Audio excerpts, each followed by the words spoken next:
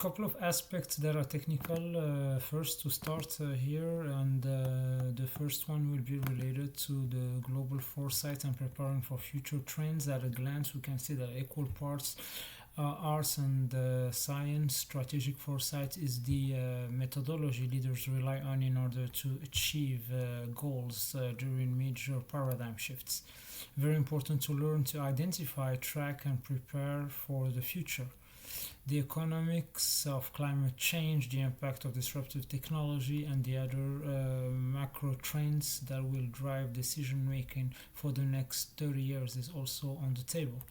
The other topic here is regarding reteaming, the alternative analysis and risk assessment for changing world, discovering how to build and lead the teams that are tasked with helping large, diverse organizations understand rapidly the changing environments through a mix of seminars and interactive exercises and learn how to develop alternative assessment and support strategic planning relatives in defense, intelligence, and business settings as well.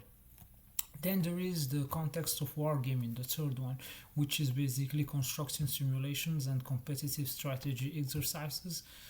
In this context of action, it's very critical to learn how to design war games and simulations that help your organization better understand opportunities and vulnerabilities. That are related to your competition through a mix of seminars and interactive exercises. Understanding a wide range of gaming approaches, how to analyze the results, and design your own games in support of strategic planning initiatives is part of this as well.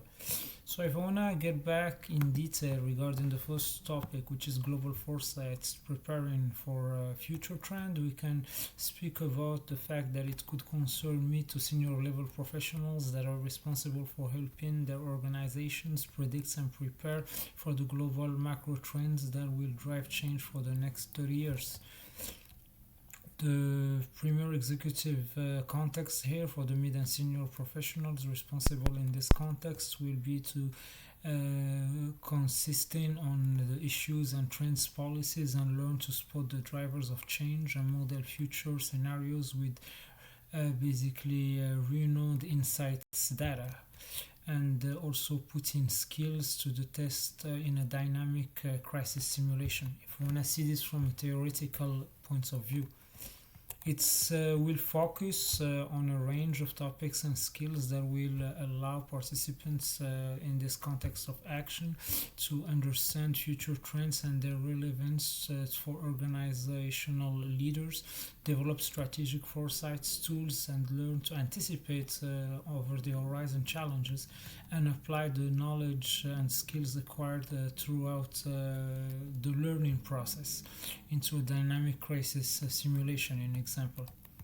what we can speak about here is the seventh revolution trend shaping our world out of the year 2050, shifting demographics in global populations, climate change, energy and mobility, emerging markets, the digital future, information and trust in media and institutions, remapping the global economy, space and new frontiers in international security, and of course the future of governance.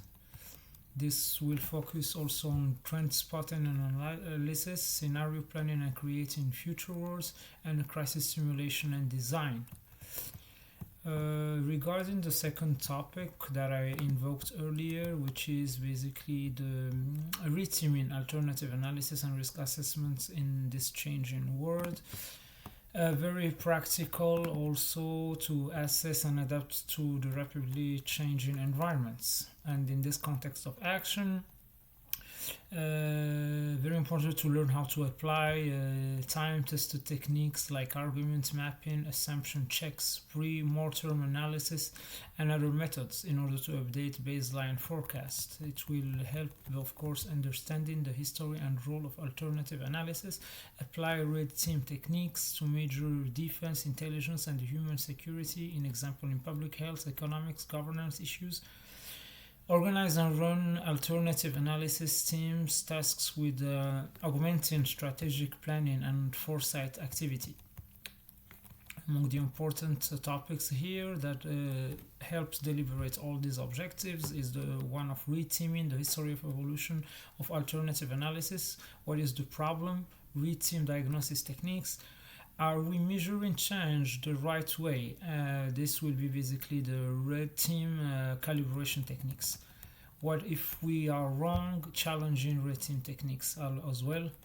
And this will include, of course, if we want to analyze it from a theoretical standpoint, the case study in decision forcing in terms of strategy and the early first Cold War, argument mapping and team A-B competition estimates, and the pre-mortem risk estimated.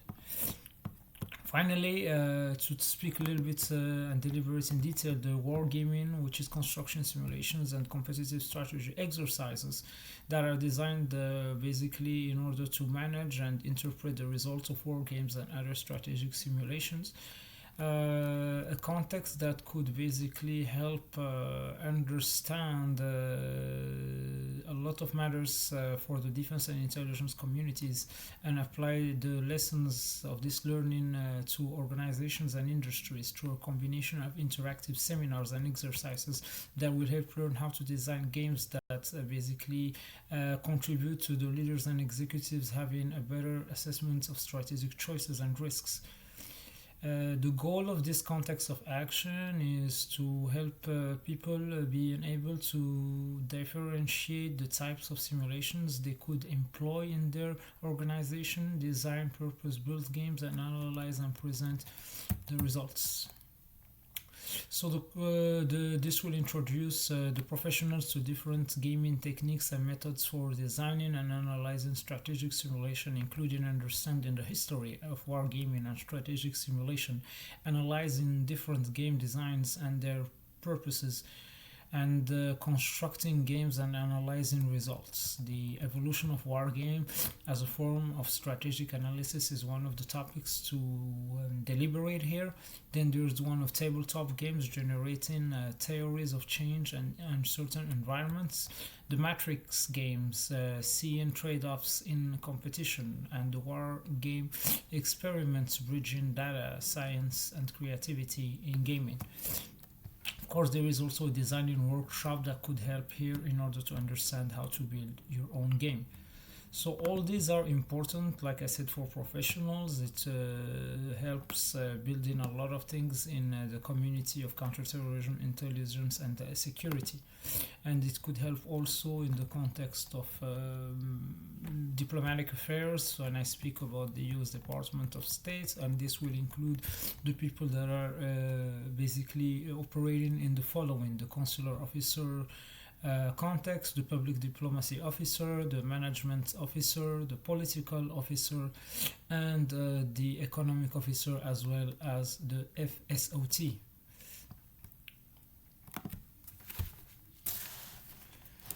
I know stand-up guys in the Eastern Bloc, the Muslim world, and even the West. And thank God I have always been a man of honor too. It's about PR. Whoever is telling you otherwise is misleading you.